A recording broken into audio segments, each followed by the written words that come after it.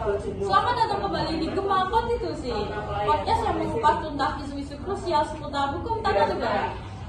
Perkenalkan, nama saya Nurul Faiza akan memandu diskusi kita hari ini dengan tema yang sangat relevan, yaitu refleksi perkembangan dan implementasi hukum tata negara Indonesia di era digital. Hari ini kita ditemani oleh 3 narasumber hebat di bidangnya, yaitu Faris, Bagas, dan Akila. Selamat datang. Ya, selamat datang, konnichiwa. Langsung saja nih, kita tahu bahwa era digital membawa perubahan fundamental dalam interaksi masyarakat, ekonomi, hingga cara negara menjalankan fungsinya. Pertanyaan mendasarnya nih, Faris, bagaimana Anda melihat perkembangan hukum tata negara kita dalam merespon disrupsi digital ini, terutama dari sisi struktur ketatanegaraan dan lembaga negara? Oke, terima kasih kepada moderator. Dalam struktural, ada tantangan terbesar hukum tata negara di era digital adalah menjaga prinsip kedaulatan rakyat dan akuntabilitas kekuasaan. Teknologi digital, misalnya melalui media sosial dan big data, memungkinkan partisipasi publik yang lebih luas, tetapi juga memunculkan potensi misinformasi dan manipulasi. Lembaga negara harus bertata bersih, contohnya yaitu yang pertama adalah KPU harus mengatur pemilu digital, dan yang kedua adalah DPR harus merumuskan undang-undang yang mengatur ruang cyber tanpa melanggar hak konstitusional warga negara seperti kebebasan berekspresi, dari privasi. Hukum kita sering tertinggal di belakang kecepatan inovasi teknologi. Menarik sekali poin tentang akuntabilitas dan hak konstitusional. Sekarang kita beralih ke Akila. Sebagai praktisi, bagaimana sih Anda menilai implementasi regulasi hukum tata negara yang bersentuhan langsung dengan teknologi digital? Kita kan memiliki UU ITE, UU PDP, dan lainnya. Apakah regulasi ini cukup untuk melindungi hak warga negara dan menjamin ketertiban?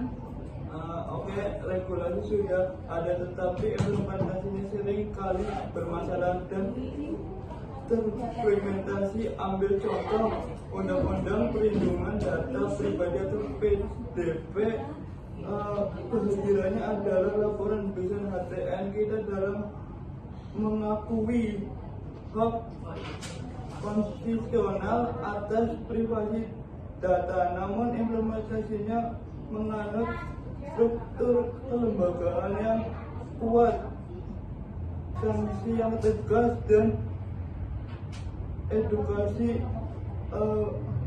masif. Tantangannya adalah penegakan hukum.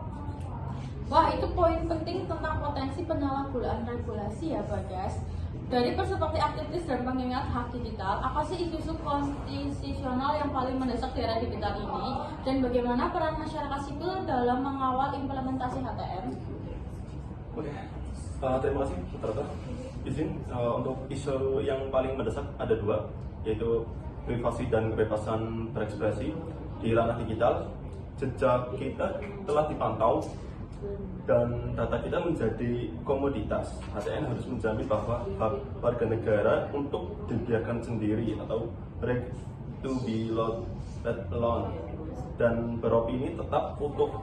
Kami melihat regulasi seringkali lahir dari perspektif keamanan negara yang terlalu dominan sehingga berpotensi membatasi hak.